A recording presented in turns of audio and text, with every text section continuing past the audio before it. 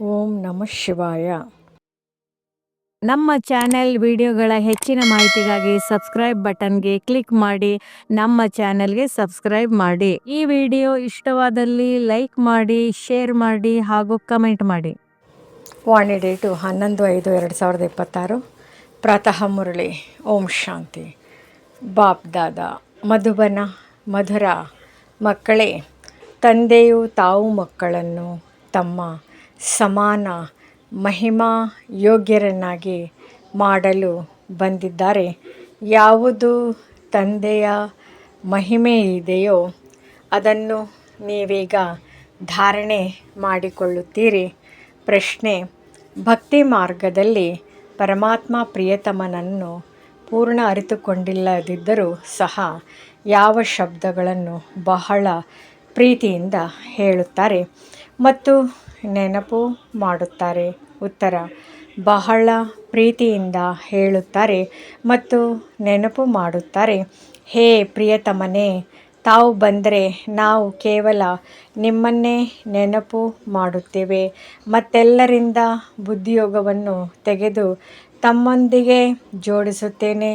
ಈಗ ತಂದೆಯು ತಿಳಿಸುತ್ತಾರೆ, ಮಕ್ಕಳೇ, ನಾನು ಬಂದಿದ್ದೇನೆ ಅಂದಮೇಲೆ ಆತ್ಮಾಭಿಮಾನಿಯಾಗಿರಿ. ನಿಮ್ಮ ಮೊದಲ ಕರ್ತವ್ಯವಾಗಿದೆ ತಂದೆಯನ್ನು ಪ್ರೀತಿಯಿಂದ ನೆನಪು ಮಾಡುವುದು. ಓಂ ಶಾಂತಿ. ಮಧುರಾತಿ ಮಧುರ ಜೀವಾತ್ಮರಿಗೆ ಪರಮಪಿತ ಪರಮಾತ್ಮ ಕುಳಿತು ತಿಳಿಸುತ್ತಾರೆ, ನಾನು ಸಾಧಾರಣ ವೃದ್ಧನ ತನುವಿನಲ್ಲಿ ಬರುತ್ತೇನೆ. ಬಂದು ಬಹಳ ಮಕ್ಕಳಿಗೆ ಓದಿಸುತ್ತೇನೆ. ಬ್ರಹ್ಮ ಮುಖ ವಂಶಾವಳಿ ಬ್ರಾಹ್ಮಣ ಮಕ್ಕಳಿಗೆ ತಿಳಿಸುತ್ತೇನೆ. ಅವಶ್ಯವಾಗಿ ಮುಖದ ಮೂಲಕವೇ ತಿಳಿಸುತ್ತಾರೆ. ಮತ್ಯಾರಿಗೆ ತಿಳಿಸುತ್ತಾರೆ? ಹೇಳುತ್ತಾರೆ, ಮಕ್ಕಳೇ, ನೀವು ನನ್ನನ್ನು ಭಕ್ತಿ ಮಾರ್ಗದಲ್ಲಿ ಹೇ ಪತಿತ ಪಾವನ ಎಂದು ಕರೆಯುತ್ತಾ ಬಂದಿದ್ದೀರಿ. ಭಾರತ ಹಾಗೂ ಇಡೀ ಪ್ರಪಂಚದಲ್ಲಿ ಎಲ್ಲರೂ ಕರೆಯುತ್ತಾರೆ. ಭಾರತವೇ ಪಾವನವಾಗಿತ್ತು, ಉಳಿದೆಲ್ಲರೂ ಶಾಂತಿಧಾಮದಲ್ಲಿದ್ದರು. ಮಕ್ಕಳಿಗೆ ಇದು ಸ್ಮೃತಿ ಇರಲಿ. ಸತ್ಯ ತ್ರೇತಾಯುಗವೆಂದು ಯಾವುದಕ್ಕೆ ಹೇಳಲಾಗುತ್ತದೆ? ದ್ವಾಪರ ಕಲಿಯುಗವೆಂದು ಯಾವುದಕ್ಕೆ ಹೇಳಲಾಗುತ್ತದೆ? ಅದರಲ್ಲಿ ಯಾರು ಯಾರು ರಾಜ್ಯ ಮಾಡುತ್ತಿದ್ದರು ಎಂದು ನಿಮ್ಮ ಬುದ್ಧಿಯಲ್ಲಿ ಸಂಪೂರ್ಣ ಜ್ಞಾನ ಇದೆ. ಹೇಗೆ ತಂದೆಗೆ ರಚನೆಯ ಆದಿ ಮಧ್ಯ ಅಂತ್ಯದ ಜ್ಞಾನವಿದೆಯೋ ಹಾಗೆ ನಿಮ್ಮ ಬುದ್ಧಿಯಲ್ಲಿಯೂ ಇದೆ. ತಂದೆಯು ಯಾವ ಜ್ಞಾನವನ್ನು ಕೊಡುತ್ತಾರೆಯೋ ಅದು ಮಕ್ಕಳಲ್ಲಿಯೂ ಅವಶ್ಯವಾಗಿ ಇರಬೇಕು. ತಂದೆಯು ಬಂದು ಮಕ್ಕಳನ್ನು ತಮ್ಮ ಸಮಾನರನ್ನಾಗಿ ಮಾಡುತ್ತಾರೆ. ಎಷ್ಟು ತಂದೆಯ ಮಹಿಮೆ ಇದೆಯೋ ಅಷ್ಟು ಮಕ್ಕಳಿಗೂ ಇದೆ. ತಂದೆಯು ಮಕ್ಕಳನ್ನು ಹೆಚ್ಚು ಮಹಿಮಾವಂತರನ್ನಾಗಿ ಮಾಡಿದ್ದಾರೆ. ಸದಾ ತಿಳಿದುಕೊಳ್ಳಿ, ಶಿವತಂದೆಯು ಇವರ ಅಂದರೆ ಬ್ರಹ್ಮ ಮೂಲಕ ಕಲಿಸುತ್ತಾರೆ. ಆತ್ಮವೇ ಒಬ್ಬರು ಇನ್ನೊಬ್ಬರೊಂದಿಗೆ ಮಾತನಾಡುತ್ತದೆ. ಆದರೆ ಮನುಷ್ಯರು ದೇಹಾಭಿಮಾನಿಗಳಾಗಿರುವ ಕಾರಣ ಇಂಥವರು ಓದಿಸುತ್ತಾರೆ ಎಂದು ಹೇಳುತ್ತಾರೆ. ವಾಸ್ತವದಲ್ಲಿ ಎಲ್ಲವನ್ನೂ ಮಾಡುವುದು ಆತ್ಮವೇ ಆಗಿದೆ. ಆತ್ಮವೇ ಪಾತ್ರವನ್ನು ಅಭಿನಯಿಸುತ್ತದೆ. ಈಗ ದೇಹಿ ಅಭಿಮಾನಿಗಳಾಗಬೇಕಾಗಿದೆ. ಪದೇ ಪದೇ ತಮ್ಮನ್ನು ಆತ್ಮನೆಂದು ತಿಳಿಯಬೇಕಾಗಿದೆ. ಎಲ್ಲಿಯವರೆಗೆ ತಮ್ಮನ್ನು ಆತ್ಮನೆಂದು ತಿಳಿಯುವುದಿಲ್ಲವೋ ಅಲ್ಲಿಯವರೆಗೆ ತಂದೆಯನ್ನು ನೆನಪು ಮಾಡಲು ಸಾಧ್ಯವಿಲ್ಲ. ಮರೆತು ಹೋಗುತ್ತಾರೆ.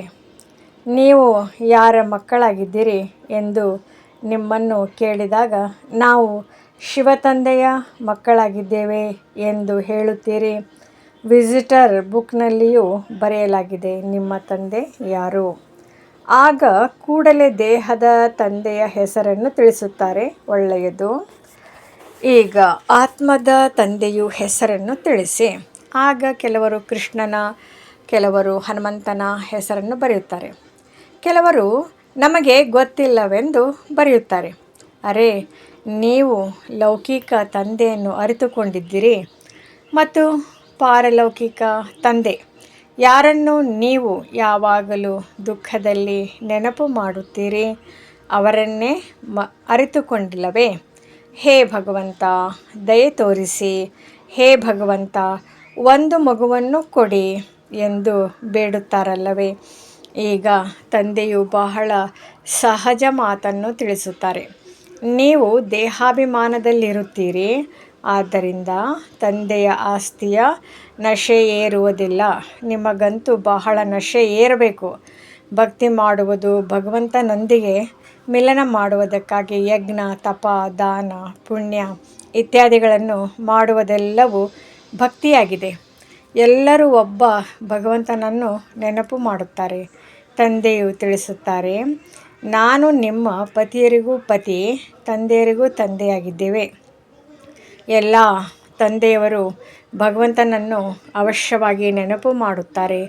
ಆತ್ಮರೇ ನೆನಪು ಮಾಡುತ್ತಾರೆ.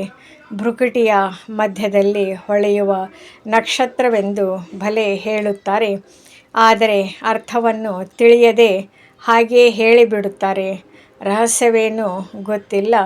ನೀವು ಆತ್ಮನನ್ನೇ ತಿಳಿದುಕೊಂಡಿಲ್ಲವೆಂದರೆ ಆತ್ಮದ ತಂದೆಯನ್ನು ಹೇಗೆ ತಿಳಿದುಕೊಳ್ಳುವಿರಿ? ಸಾಕ್ಷಾತ್ಕಾರವಂತೂ ಭಕ್ತಿ ಮಾರ್ಗದ್ದಾಗುತ್ತದೆ. ಭಕ್ತಿ ಮಾರ್ಗದಲ್ಲಿ ಪೂಜೆಯು ದೊಡ್ಡ ದೊಡ್ಡ ಲಿಂಗುಗಳನ್ನು ಇಟ್ಟುಕೊಳ್ಳುತ್ತಾರೆ. ಏಕೆಂದರೆ ಒಂದು ವೇಳೆ ಬಿಂದುವಿನ ರೂಪವನ್ನು ತೋರಿಸಿದರೆ ಯಾರೂ ತಿಳಿದುಕೊಳ್ಳಲು ಸಾಧ್ಯವಿಲ್ಲ. ಇದು ಬಹಳ ಸೂಕ್ಷ್ಮ ಮಾತಾಗಿದೆ. ಪರಮಾತ್ಮನಿಗೆ ಅಖಂಡ ಜ್ಯೋತಿ ಸ್ವರೂಪನೆಂದು ಹೇಳುತ್ತಾರೆ. ಅವರಿಗೆ ಬಹಳ ದೊಡ್ಡ ರೂಪವಿದೆ ಎಂದು ಮನುಷ್ಯರು ಹೇಳುತ್ತಾರೆ. ಬ್ರಹ್ಮ ಸಮಾಜದವರು ಜ್ಯೋತಿಯನ್ನು ಪರಮಾತ್ಮನೆಂದು ಹೇಳುತ್ತಾರೆ. ಪರಂಪಿತ ಪರಮಾತ್ಮನು ಬಿಂದುವಾಗಿದ್ದಾರೆಂದು ಪ್ರಪಂಚದಲ್ಲೇ ಯಾರಿಗೂ ಗೊತ್ತಿಲ್ಲ. ಆದ್ದರಿಂದ ಗೊಂದಲದಲ್ಲಿದ್ದಾರೆ. ಮಕ್ಕಳು ಸಹ ಹೇಳುತ್ತಾರೆ, ಬಾಬಾ, ಯಾರನ್ನು ನೆನಪು ಮಾಡುವುದು ಭಕ್ತಿಯಲ್ಲಿ ಪರಮಾತ್ಮನು ದೊಡ್ಡ ಲಿಂಗು ರೂಪದಲ್ಲಿದ್ದಾರೆಂದು ನಾವು ಕೇಳಿದ್ದೆವು. ಈಗ ಬಿಂದುವನ್ನು ಹೇಗೆ ನೆನಪು ಮಾಡುವುದು? ತಂದೆಯು ತಿಳಿಸುತ್ತಾರೆ, ಅರೆ, ನೀವಾತ್ಮರು ಬಿಂದುವಾಗಿದ್ದೀರಿ, ನಾನು ಬಿಂದುವಾಗಿದ್ದೇನೆ. ಆತ್ಮವನ್ನು ಕರೆಸುತ್ತಾರೆ. ಅಂದಮೇಲೆ ಅವಶ್ಯವಾಗಿ ಇಲ್ಲಿಯೇ ಬಂದು ಕುಳಿತುಕೊಳ್ಳುತ್ತಾರೆ. ಭಕ್ತಿ ಮಾರ್ಗದಲ್ಲಿ ಯಾವ ಸಾಕ್ಷಾತ್ಕಾರ ಇತ್ಯಾದಿಗಳಾಗುತ್ತದೆಯೋ ಅದೆಲ್ಲವೂ ಭಕ್ತಿಯದಾಗಿದೆ. ಭಕ್ತಿಯನ್ನು ಸಹ ಒಬ್ಬರಿಗೆ ಮಾಡುವುದಿಲ್ಲ, ಅನೇಕರನ್ನು ಭಗವಂತರನ್ನಾಗಿ ಮಾಡಿಬಿಟ್ಟಿದ್ದಾರೆ. ಭಕ್ತರು ಯಾರು ಭಕ್ತಿ ಮಾಡುತ್ತಾ ಇರುತ್ತಾರೆಯೋ ಅವರಿಗೆ ಭಗವಂತನೆಂದು ಹೇಗೆ ಹೇಳುವುದು? ಒಂದು ವೇಳೆ ಪರಮಾತ್ಮ ಸರ್ವವ್ಯಾಪಿ ಎಂದು ಹೇಳುವುದಾದರೆ ಮತ್ತೆ ಯಾರ ಭಕ್ತಿ ಮಾಡುತ್ತಾರೆ? ಅದರಲ್ಲಿಯೂ ಭಿನ್ನ ಭಿನ್ನ ಪ್ರಕಾರದ ಭಕ್ತಿ ಮಾಡುತ್ತಾರೆ. ತಂದೆಯು ತಿಳಿಸುತ್ತಾರೆ, ಮಕ್ಕಳೇ, ನಾವು ಇನ್ನೂ ಅನೇಕ ವರ್ಷಗಳು ಜೀವಿಸುತ್ತೇವೆ ಎಂದು ತಿಳಿಯಬೇಡಿ. ಈಗ ಸಮಯವು ಬಹಳ ಸಮೀಪಿಸುತ್ತಾ ಹೋಗುತ್ತಿದೆ. ನಿಶ್ಚಯವನ್ನಿಡಬೇಕಾಗಿದೆ. ತಂದೆಗೆ ಬ್ರಹ್ಮರವರ ಮೂಲಕ ಸ್ಥಾಪನೆ ಮಾಡಿಸಬೇಕಾಗಿದೆ. ನಾನು ಇವರ ಮೂಲಕ ನಿಮಗೆ ಸೃಷ್ಟಿಯ ಆದಿ, ಮಧ್ಯ, ಅಂತ್ಯದ ರಹಸ್ಯವನ್ನು ತಿಳಿಸುತ್ತೇನೆಂದು ಸ್ವಯಂ ತಂದೆಯೇ ಹೇಳುತ್ತಾರೆ. ಬ್ರಹ್ಮರವರ ಮೂಲಕ ಸ್ಥಾಪನೆ ಎಂದು ಹೇಳುತ್ತಾರೆ, ಆದರೆ ಇದನ್ನು ತಿಳಿದುಕೊಂಡಿಲ್ಲ. ಹೊಸ ಪ್ರಪಂಚಕ್ಕೆ ವಿಷ್ಣುಪುರಿ ಎಂದು ಹೇಳಲಾಗುತ್ತದೆ. ಅರ್ಥಾತ್ ವಿಷ್ಣುವಿನ 2 ರೂಪಗಳಾದ ಲಕ್ಷ್ಮೀ ನಾರಾಯಣರು ರಾಜ್ಯ ಮಾಡುತ್ತಿದ್ದರು. ವಿಷ್ಣು ಯಾರೆಂಬುದು ಯಾರಿಗೂ ತಿಳಿದಿಲ್ಲ. ನಿಮಗೆ ತಿಳಿದಿದೆ. ಈ ಬ್ರಹ್ಮ ಸರಸ್ವತಿಯೇ ಈ ವಿಷ್ಣುವಿನ 2 ರೂಪ ಲಕ್ಷ್ಮೀ ನಾರಾಯಣರಾಗಿ ಪಾಲನೆ ಮಾಡುತ್ತಾರೆ. ಬ್ರಹ್ಮನ ಮೂಲಕ ಸ್ಥಾಪನೆ ವಿಷ್ಣುಪುರಿ, ಅರ್ಥಾತ್ ಮತ್ತೆ ಸ್ವರ್ಗದ ಪಾಲನೆ ಮಾಡುತ್ತಾರೆ. ನಿಮ್ಮ ಬುದ್ಧಿಯಲ್ಲಿ ಬರಬೇಕಾಗಿದೆ. ತಂದೆಯು ಜ್ಞಾನ ಸಾಗರನಾಗಿದ್ದಾರೆ. ಮನುಷ್ಯ ಸೃಷ್ಟಿಯ ಬೀಜ ರೂಪನಾಗಿದ್ದಾರೆ. ಅವರು ಈ ಡ್ರಾಮಾದ ಆದಿ, ಮಧ್ಯ, ಅಂತ್ಯವನ್ನು ತಿಳಿದುಕೊಂಡಿದ್ದಾರೆ. ಅವರೇ ಪತಿತ ಪಾವನನಾಗಿದ್ದಾರೆ. ಆ ತಂದೆಯ ಕರ್ತವ್ಯವೇ ನಿಮ್ಮ ಕರ್ತವ್ಯವಾಗಿದೆ. ನೀವು ಸಹ ಪತಿತರಿಂದ ಪಾವನರನ್ನಾಗಿ ಮಾಡುತ್ತೀರಿ. ಪ್ರಪಂಚದಲ್ಲಿ ಒಬ್ಬ ತಂದೆಗೆ 3-4 ಜನ ಮಕ್ಕಳಿದ್ದರೆ ಅವರಲ್ಲಿ ಕೆಲವರು ಬಹಳ ಉತ್ತಮ, ಉದ್ಯೋಗದಲ್ಲಿರುತ್ತಾರೆ. ಇನ್ನು ಕೆಲವರು ಬಹಳ ಕನಿಷ್ಠ ಮಟ್ಟದಲ್ಲಿರುತ್ತಾರೆ. ಇಲ್ಲಿ ನಿಮಗೆ ತಂದೆಯು ಒಂದೇ ಉದ್ಯೋಗವನ್ನು ಕಲಿಸುತ್ತಾರೆ. ನೀವು ಪತಿತರನ್ನು ಪಾವನರನ್ನಾಗಿ ಮಾಡಿರಿ, ಎಲ್ಲರಿಗೆ ಈ ಲಕ್ಷ್ಯವನ್ನು ಕೊಡಿ. ಶಿವ ತಂದೆಯು ತಿಳಿಸುತ್ತಾರೆ, ನನ್ನನ್ನು ನೆನಪು ಮಾಡಿ. ಗೀತೆಯಲ್ಲಿ ಕೃಷ್ಣ ಭಗವಾನ್ ವಾಚ್ವೆಂದು ಉಲ್ಟಾ ಬರೆದಿದ್ದಾರೆ. ನೀವು ತಿಳಿಸಬೇಕಾಗಿದೆ, ಭಗವಂತನು ನಿರಾಕಾರ ಪುನರ್ಜನ್ಮ ರಹಿತನಾಗಿದ್ದಾರೆ. ಕೇವಲ ಇದೇ ತಪ್ಪಾಗಿದೆ. ಈಗ ನೀವು ಮಕ್ಕಳು ಕೃಷ್ಣಪುರಿಗೆ ಮಾಲೀಕರಾಗುತ್ತಿದ್ದೀರಿ. ಕೆಲವರು ರಾಜಧಾನಿಯಲ್ಲಿ ಬರುತ್ತಾರೆ, ಕೆಲವರು ಪ್ರಜೆಗಳಲ್ಲಿ ಬರುತ್ತಾರೆ. ಕೃಷ್ಣಪುರಿ ಎಂದು ಹೇಳಲಾಗುತ್ತಿದೆ, ಏಕೆಂದರೆ ಕೃಷ್ಣನು ಎಲ್ಲರಿಗೆ ಪ್ರಿಯನಾಗಿದ್ದಾನೆ. ಮಕ್ಕಳು ಪ್ರಿಯರೆನಿಸುತ್ತಾರಲ್ಲವೇ, ಮಕ್ಕಳಿಗೂ ಸಹ ತಂದೆ ತಾಯಿಯೊಂದಿಗೆ ಪ್ರೀತಿ ಉಂಟಾಗುತ್ತದೆ. ಈಗ ತಂದೆಯು ತಿಳಿಸುತ್ತಾರೆ, ನೀವು ತಮ್ಮನ್ನು ಶರೀರವೆಂದು ತಿಳಿಯಬೇಡಿ. ಪದೇ ಪದೇ ತನ್ನನ್ನು ಆತ್ಮ ನಿಶ್ಚಯ ಮಾಡಿಕೊಳ್ಳಿ. ಆತ್ಮಾಭಿಮಾನಿಯಾಗಿ ತಂದೆಯು ನಿರಾಕಾರನಾಗಿದ್ದಾರೆ ತಿಳಿಸುವುದಕ್ಕಾಗಿ ಇಲ್ಲಿಯೇ ಶರೀರವನ್ನು ತೆಗೆದುಕೊಳ್ಳಬೇಕಾಗುತ್ತದೆ. ಶರೀರವಿಲ್ಲದೆ ತಿಳಿಸಲು ಸಾಧ್ಯವಿಲ್ಲ. ನಿಮಗಂತೂ ತಮ್ಮದೇ ಆದ ಶರೀರವಿದೆ.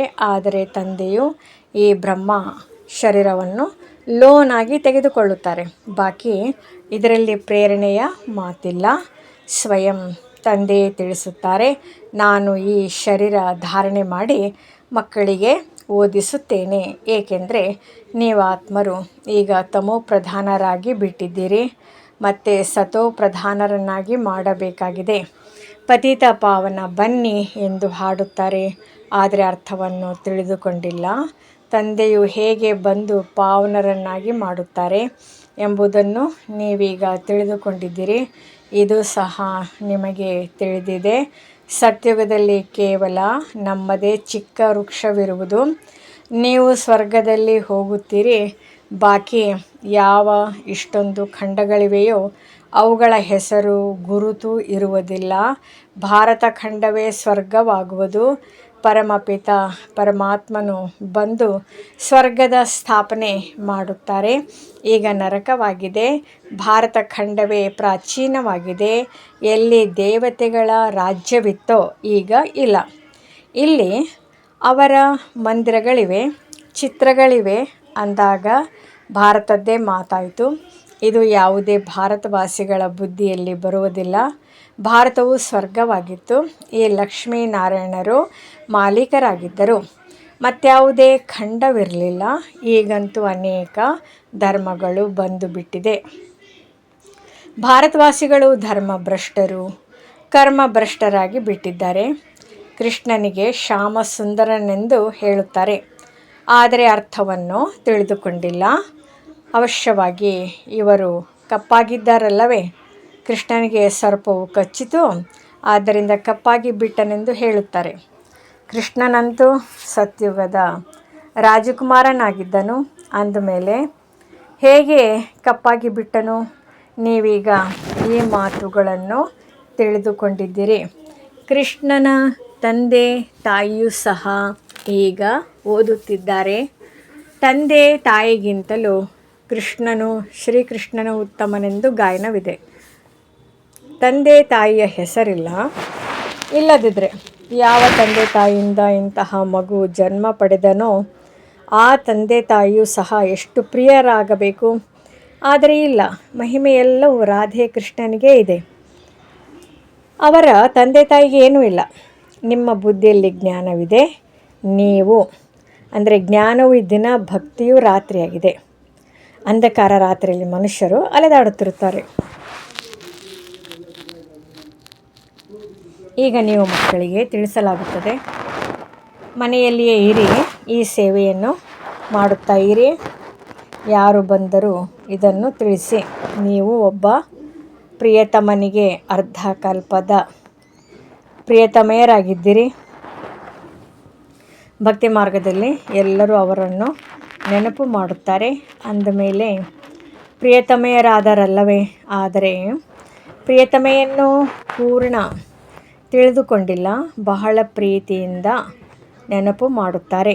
ಹೇ ಪ್ರಿಯತಮನೇ, ನೀವು ಬಂದರೆ ನಾವು ಕೇವಲ ತಮ್ಮನ್ನೇ ನೆನಪು ಮಾಡುತ್ತೇವೆ. ಮತ್ತೆಲ್ಲರಿಂದ ಬುದ್ಧಿಯೋಗವನ್ನು ತೆಗೆದು ತಮ್ಮೊಂದಿಗೆ ಜೋಡಿಸುತ್ತೇವೆ. ಹೀಗೆ ಹಾಡುತ್ತಿದ್ದರಲ್ಲವೇ. ಆದರೆ ತಂದೆಯಿಂದ ನಮಗೆ ಯಾವ ಆಸ್ತಿಯೂ ಸಿಗುತ್ತದೆ ಎಂಬುದು ಯಾರಿಗೂ ತಿಳಿದಿಲ್ಲ. ಈಗ ತಂದೆಯು ತಿಳಿಸುತ್ತಾರೆ, ನೀವು ಆತ್ಮಾಭಿಮಾನಿಗಳಾಗಿ ತಂದೆಯನ್ನು ನೆನಪು ಮಾಡುವುದು ನೀವು ಮಕ್ಕಳ ಮೊದಲ ಕರ್ತವ್ಯವಾಗಿದೆ. ಮಗನು ಯಾವಾಗಲೂ ತಂದೆಯನ್ನು ಮತ್ತು ಮಗಳು ತಾಯಿಯನ್ನು ನೆನಪು ಮಾಡುತ್ತಾಳೆ. ಜೊತೆಗಾರರಲ್ಲವೇ. ನಮ್ಮ ತಂದೆಯ ಆಸ್ತಿಗೆ ನಾನು ವಾರಸುದಾರನಾಗುತ್ತೇನೆಂದು ಮಗನು ತಿಳಿಯುತ್ತಾನೆ. ಆದರೆ ಮಗಳು ಆ ರೀತಿ ಹೇಳುವುದಿಲ್ಲ. ನಾನಂತೂ ತಂದೆಯ ಮನೆಯಿಂದ ಮಾವನ ಮನೆಗೆ ಹೋಗಬೇಕಾಗಿದೆ ಎಂದು ಮಗಳು ತಿಳಿಯುತ್ತಾಳೆ. ಈಗ ನಿಮ್ಮದು ನಿರಾಕಾರ ಮತ್ತು ಸಾಕಾರ ತಂದೆಯ ಮನೆಯಾಗಿದೆ. ಹೇ ಪರಮಪಿತ ಪರಮಾತ್ಮ, ದಯೆ ತೋರಿಸಿ, ದುಃಖ ಹರಿಸಿ, ಸುಖ ಕೊಡಿ, ನಮ್ಮನ್ನು ಮುಕ್ತರನ್ನಾಗಿ ಮಾಡಿ, ನಮಗೆ ಮಾರ್ಗದರ್ಶಕರಾಗಿ ಎಂದು ಕರೆಯುತ್ತಾರೆ. ಆದರೆ ಅದರ ಅರ್ಥವನ್ನು ದೊಡ್ಡ ದೊಡ್ಡ ವಿದ್ವಾಂಸ ಆಚಾರ್ಯರು ಸಹ ತಿಳಿದುಕೊಂಡಿಲ್ಲ. ತಂದೆಯು ಸರ್ವರ ಮುಕ್ತಿದಾತನಾಗಿದ್ದಾರೆ. ಅವರೇ ಎಲ್ಲರ ಕಲ್ಯಾಣಕಾರಿಯಾಗಿದ್ದಾರೆ. ಬಾಕಿ ಮನುಷ್ಯರು ತಮ್ಮದೇ ಕಲ್ಯಾಣ ಮಾಡಿಕೊಳ್ಳಲು ಸಾಧ್ಯವಿಲ್ಲ. ಅಂದಮೇಲೆ ಅನ್ಯರಿಗೇನು ಮಾಡುತ್ತಾರೆ? ಇಲ್ಲಿ ತಂದೆಯು ತಿಳಿಸುತ್ತಾರೆ, ನಾನು ಗುಪ್ತವಾಗಿ ಬರುತ್ತೇನೆ. ಖುದಾ ದೋಸ್ತನ ಕಥೆಯನ್ನು ಕೇಳಿದ್ದೀರಲ್ಲವೇ. ಈಗ ಇದು ಕಲಿಯುಗ ಮತ್ತು ಸತ್ಯುಗದ ನಡುವಿನ ಸೇತುವೆಯಾಗಿದೆ. ಆ ತೀರವನ್ನು ಸೇರಬೇಕಾಗಿದೆ. ಈಗ ಖುದಾ ತಂದೆಯೂ ಆಗಿದ್ದಾರೆ, ಜೊತೆಗಾರನೂ ಆಗಿದ್ದಾರೆ. ಪರಮಪಿತ ಶಿಕ್ಷಕನ ಪಾತ್ರವನ್ನು ಅಭಿನಯಿಸುತ್ತಾನೆ. ಇಲ್ಲಿ ನಿಮಗೆ ಸಾಕ್ಷಾತ್ಕಾರವಾದರೆ ಜಾದುವೆಂದು ಹೇಳಿಬಿಡುತ್ತಾರೆ. ಸಾಕ್ಷಾತ್ಕಾರವಂತೂ ನವದಾ ಭಕ್ತಿ ಮಾಡುವವರಿಗೂ ಸಹ ಆಗುತ್ತದೆ. ಬಹಳ ತೀವ್ರ ಭಕ್ತರಿರುತ್ತಾರೆ. ದರ್ಶನ ನೀಡಿ, ಇಲ್ಲದಿದ್ದರೆ ನಾವು ತಲೆಯನ್ನು ಕತ್ತರಿಸಿಕೊಳ್ಳುತ್ತೇವೆ ಎಂದು ಹೇಳಿದಾಗ ಸಾಕ್ಷಾತ್ಕಾರವಾಗುತ್ತದೆ. ಅದಕ್ಕೆ ನವದಾ ಭಕ್ತಿ ಎಂದು ಹೇಳಲಾಗುತ್ತದೆ. ಇಲ್ಲಿ ನವದಾ ಭಕ್ತಿಯ ಮಾತಿಲ್ಲ. ಮನೆಯಲ್ಲಿ ಕುಳಿತಿದ್ದಂತೆಯೇ ಅನೇಕರಿಗೆ ಸಾಕ್ಷಾತ್ಕಾರವಾಗುತ್ತಿರುತ್ತದೆ. ದಿವ್ಯ ದೃಷ್ಟಿಯ ಬೀಗದ ಕೈ ನನ್ನ ಬಳಿ ಇದೆ. ಅರ್ಜುನನಿಗೂ ಸಹ ನಾನು ದಿವ್ಯ ದೃಷ್ಟಿಯನ್ನು ಕೊಟ್ಟೇನಲ್ಲವೇ. ಈ ಅವಿನಾಶ ನೋಡಿ, ತನ್ನ ರಾಜ್ಯವನ್ನು ನೋಡಿ ಎಂದು ಈಗ ನನ್ನನ್ನೊಬ್ಬನನ್ನೇ ನೆನಪು ಮಾಡಿದರೆ ನೀವು ಈ ರೀತಿ ಆಗುತ್ತೀರಿ. ವಿಷ್ಣು ಯಾರೆಂಬುದನ್ನು ನೀವೀಗ ತಿಳಿದುಕೊಂಡಿದ್ದೀರಿ. ಮಂದಿರವನ್ನು ಕಟ್ಟಿಸುವವರು ತಾವೇ ತಿಳಿದುಕೊಂಡಿರುವುದಿಲ್ಲ. ವಿಷ್ಣುವಿನ ಮೂಲಕ ಪಾಲನೆಯಾಗುತ್ತದೆ. 4 ಭುಜಗಳ ಅರ್ಥವೇ ಆಗಿದೆ. 2 ಭುಜಗಳು ಪುರುಷನದು, 2 ಭುಜಗಳು ಸ್ತ್ರೀಯದು. ವಿಷ್ಣುವಿನ 2 ರೂಪಗಳು ಲಕ್ಷ್ಮೀನಾರಾಯಣರಾಗಿದ್ದಾರೆ. ಆದರೆ ಏನನ್ನೂ ತಿಳಿದುಕೊಳ್ಳುವುದಿಲ್ಲ. ಯಾವುದರ ಜ್ಞಾನವೂ ಇಲ್ಲ. ಶಿವ ತಂದೆಯದಾಗಲಿ ವಿಷ್ಣುವಿನದಾಗಲಿ ಏನೂ ಗೊತ್ತಿಲ್ಲ. ಮೊಟ್ಟಮೊದಲು ತಂದೆಯ ಆಕರ್ಷಣೆ ಇತ್ತು. ಅನೇಕರು ಬರುತ್ತಿದ್ದರು. ಯಜ್ಞದ ಆದಿಯಲ್ಲಿ ಅಂಗಳವೆಲ್ಲವೂ ತುಂಬಿ ಹೋಗುತ್ತಿತ್ತು. ಜಡ್ಜ್, ಮ್ಯಾಜಿಸ್ಟ್ರೇಟ್ ಎಲ್ಲರೂ ಬರುತ್ತಿದ್ದರು. ನಂತರ ವಿಕಾರದ ಜಗಳವು ಪ್ರಾರಂಭವಾಯಿತು. ಮಕ್ಕಳಾಗಿದ್ದಿದ್ದರೆ ಸೃಷ್ಟಿಯು ಹೇಗೆ ನಡೆಯುವುದು? ಇದಂತೂ ಸೃಷ್ಟಿಯನ್ನು ವೃದ್ಧಿ ಮಾಡುವ ಕಾಯ್ದೆಯಾಗಿದೆ ಎಂದು ಹೇಳತೊಡಗಿದರು. ಭಗವಾನ್ ವಾಚ್, ಕಾಮ ಮಹಾಶತ್ರುವಾಗಿದೆ, ಅದರ ಮೇಲೆ ಜಯ ಗಳಿಸಬೇಕು ಎಂಬ ಗೀತೆಯ ಮಾತನ್ನೇ ಮರೆತು ಹೋದರು. ಸ್ತ್ರೀ ಪುರುಷ ಇಬ್ಬರು ಒಟ್ಟಿಗೆ ಬಂದರೆ ಅವರಿಗೆ ಜ್ಞಾನ ಕೊಡಿ, ಒಬ್ಬರೇ ಕೊಡಬೇಡಿ ಎಂದು ಹೇಳತೊಡಗಿದರು. ಇಬ್ಬರು ಬರಬೇಕಲ್ಲವೇ. ಇಬ್ಬರು ಒಟ್ಟಿಗೆ ಬಂದರೂ ಸಹ ಒಬ್ಬರು ಜ್ಞಾನವನ್ನು ಚೆನ್ನಾಗಿ ತಿಳಿದುಕೊಳ್ಳುತ್ತಾರೆ, ಕೆಲವರು ತಿಳಿದುಕೊಳ್ಳುವುದಿಲ್ಲ. ಅದೃಷ್ಟದಲ್ಲಿಲ್ಲವೆಂದರೆ ಏನು ಮಾಡಲು ಸಾಧ್ಯವಿಲ್ಲ. ಒಬ್ಬರು ಹಂಸ, ಇನ್ನೊಬ್ಬರು ಕೊಕ್ಕರೆಯಾಗಿ ಬಿಡುತ್ತಾರೆ. ಇಲ್ಲಿ ನೀವು ಬ್ರಾಹ್ಮಣರು ದೇವತೆಗಳಿಗಿಂತಲೂ ಉತ್ತಮರಾಗಿದ್ದಿರಿ. ನಿಮಗೆ ತಿಳಿದಿದೆ, ನಾವು ಈಶ್ವರಿಯ ಸಂತಾನರಾಗಿದ್ದೇವೆ, ಶಿವ ತಂದೆಯ ಮಕ್ಕಳಾಗಿದ್ದೇವೆ. ಸ್ವರ್ಗದಲ್ಲಿ ನಿಮಗೆ ಈ ಜ್ಞಾನವೇ ಇರುವುದಿಲ್ಲ. ನಿರಾಕಾರಿ ಪ್ರಪಂಚ ಮುಕ್ತಿಧಾಮದಲ್ಲಿದ್ದಾಗಲೂ ಈ ಜ್ಞಾನವಿರುವುದಿಲ್ಲ. ಈ ಜ್ಞಾನವು ಶರೀರದ ಜೊತೆಯಲ್ಲಿಯೇ ಸಮಾಪ್ತಿಯಾಗಿ ಬಿಡುತ್ತದೆ. ಈಗ ನಿಮಗೆ ಜ್ಞಾನವಿದೆ. ಒಬ್ಬ ತಂದೆಯು ಓದಿಸುತ್ತಿದ್ದಾರೆ. ಈಗ ಈ ಆಟವು ಮುಕ್ತಾಯವಾಗುತ್ತದೆ. ಎಲ್ಲ ಪಾತ್ರಧಾರಿಗಳು ಹಾಜರಿದ್ದಾರೆ. ತಂದೆಯೂ ಬಂದಿದ್ದಾರೆ. ಅಳಿದುಳಿದ ಆತ್ಮಗಳು ಸಹ ಬರುತ್ತಿದ್ದಾರೆ. ಯಾವಾಗ ಎಲ್ಲರೂ ಬಂದು ಬಿಡುವರೋ ಆಗ ವಿನಾಶವಾಗುವುದು. ಮತ್ತೆ ತಂದೆಯು ಎಲ್ಲರನ್ನೂ ಕರೆದುಕೊಂಡು ಹೋಗುವರು. ಎಲ್ಲರೂ ಹೋಗಬೇಕಾಗಿದೆ. ಈ ಪತಿತ ಪ್ರಪಂಚದ ವಿನಾಶವಾಗಲಿದೆ. ಒಳ್ಳೆಯದು. ಮಧುರಾತಿ ಮಧುರ ಅಗಲಿ ಹೋಗಿ ಮರಳಿ ಸಿಕ್ಕಿರುವ ಮಕ್ಕಳ ಪ್ರತಿ ಮಾತಾಪಿತಾ ಬಾಬ್ದಾದರವರ ನೆನಪು, ಪ್ರೀತಿ ಹಾಗೂ ಸುಪ್ರಭಾತ. ಆತ್ಮಿಕ ಮಕ್ಕಳಿಗೆ ಆತ್ಮಿಕ ತಂದೆಯ ನಮಸ್ತೆ. ಧಾರಣೆಗಾಗಿ ಮುಖ್ಯ ಸಾರ.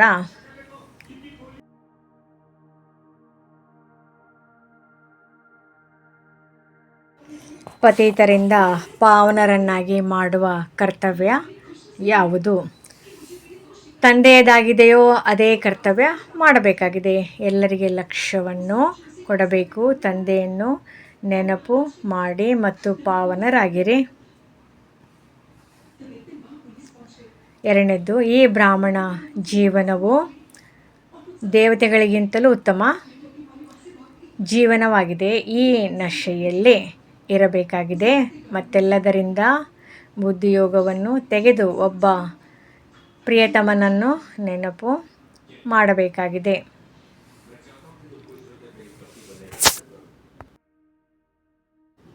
ವರದಾನ: ತ್ಯಾಗ ಹಾಗೂ ಸ್ನೇಹದ ಶಕ್ತಿಯ ಮೂಲಕ ಸೇವೆಯಲ್ಲಿ ಸಫಲತೆಯನ್ನು ಪ್ರಾಪ್ತಿ ಮಾಡಿಕೊಳ್ಳುವಂತಹ ಸ್ನೇಹಿ ಸಹಯೋಗಿ ಭವ. ಹೇಗೆ ಆರಂಭದಲ್ಲಿ ಜ್ಞಾನದ ಶಕ್ತಿಯು ಕಡಿಮೆ ಇತ್ತು, ಆದರೆ ತ್ಯಾಗ ಹಾಗೂ ಸ್ನೇಹದ ಆಧಾರದಿಂದ ಸಫಲತೆಯು ಸಿಕ್ಕಿತು. ಬುದ್ಧಿಯಲ್ಲಿ ಹಗಲು ರಾತ್ರಿ ಬಾಬಾ ಮತ್ತು ಯಜ್ಞದ ಕಡೆ ಲಗನ್ ಇತ್ತು. ಬಹಳ ಪ್ರೀತಿಯಿಂದ ಬಾಬಾ ಮತ್ತು ಯಜ್ಞ ಎಂಬ ಶಬ್ದವು ಹೊರಬರುತ್ತಿತ್ತು. ಇದೇ ಸ್ನೇಹವು ಎಲ್ಲರನ್ನೂ ಸಹಯೋಗದಲ್ಲಿ ಕರೆತಂದಿತು. ಇದೇ ಶಕ್ತಿಯಿಂದ ಕೇಂದ್ರವಾಯಿತು. ಸಾಕಾರನ ಸ್ನೇಹದಿಂದಲೇ ಮನ್ಮನಾಭವ ಆದೆವು. ಸಾಕಾರನ ಸ್ನೇಹವೇ ಸಹಯೋಗಿಯನ್ನಾಗಿ ಮಾಡಿತು. ಈಗಲೂ ತ್ಯಾಗ ಹಾಗೂ ಸ್ನೇಹದ ಶಕ್ತಿಯಿಂದ ಮುತ್ತಿಗೆ ಹಾಕುತ್ತೀರೆಂದರೆ ಸಫಲತೆಯು ಸಿಕ್ಕಿ ಬಿಡುವುದು. ಸ್ಲೋಗನ್: ಸೂಕ್ಷ್ಮ ದೇವತೆ ಆಗಬೇಕೆಂದರೆ ವ್ಯರ್ಥ ಮಾತು ಅಥವಾ ಬೇಸರ ಪಡಿಸುವ ಮಾತುಗಳಿಂದ ಮುಕ್ತರಾಗಿರಿ. ಅವ್ಯಕ್ತ ಸೂಚನೆ: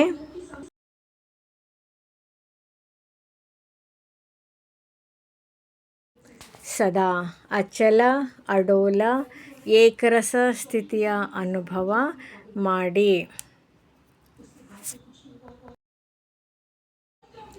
ಯಾವುದೇ ಮಾತು ಬರಲಿ, ಪ್ರಕೃತಿಯಿಂದ ಆಗಲಿ ವ್ಯಕ್ತಿಗಳಿಂದ ಆಗಲಿ, ಯಾವುದು ಸಹ ಅಚಲ ಸ್ಥಿತಿಯ ಆಸನವನ್ನು ಸ್ವಲ್ಪವೂ ಅಲುಗಾಡಿಸಬಾರದು. ಇಷ್ಟು ಪಕ್ಕಾ ಆಗಿದ್ದೀರಿ ಅಲ್ಲವೇ? ನೋಡಿ ಹೇಗೆ ಶರೀರ ಒಂದು ವೇಳೆ ಆಸನದ ಮೇಲೆ ಸ್ಥಿರವಾಗಿ ಇರುವುದಿಲ್ಲ ಎಂದರೆ ಏರುಪೇರು ಮಾಡುತ್ತದೆ. ಇದೇ ರೀತಿ ಮನಸ್ಸು ಏರುಪೇರು ಮಾಡುವುದಿಲ್ಲವೇ? ಸದಾ ಅಡೋಲ, ಸ್ವಲ್ಪವೂ ಏರುಪೇರು ಇರದಿರಲಿ. ಒಂದು ವೇಳೆ ಕೆಲವೊಮ್ಮೆ ಏರುಪೇರು, ಕೆಲವೊಮ್ಮೆ ಸ್ಥಿರ ಆಗಿರುತ್ತೀರಿ ಎಂದರೆ ಸಿಂಹಾಸನವು ಸಹ ಕೆಲವೊಮ್ಮೆ ಸಿಗುವುದು, ಕೆಲವೊಮ್ಮೆ ಸಿಗುವುದಿಲ್ಲ. ಓಂ ಶಾಂತಿ. ಓಂ ನಮಃ ಶಿವಾಯ. ಈ ವಿಡಿಯೋ ಇಷ್ಟವಾದಲ್ಲಿ ಹೆಚ್ಚಿನ ವಿಡಿಯೋಗಳ ಮಾಹಿತಿಗಾಗಿ ನಮ್ಮ ಚಾನಲ್ಗೆ ಸಬ್ಸ್ಕ್ರೈಬ್ ಮಾಡಿರಿ. ತಮಗೆ ವಿಡಿಯೋ ನೋಟಿಫಿಕೇಷನ್ ಸಿಗ್ತಾ ಇರುವುದು. ಧನ್ಯವಾದಗಳು.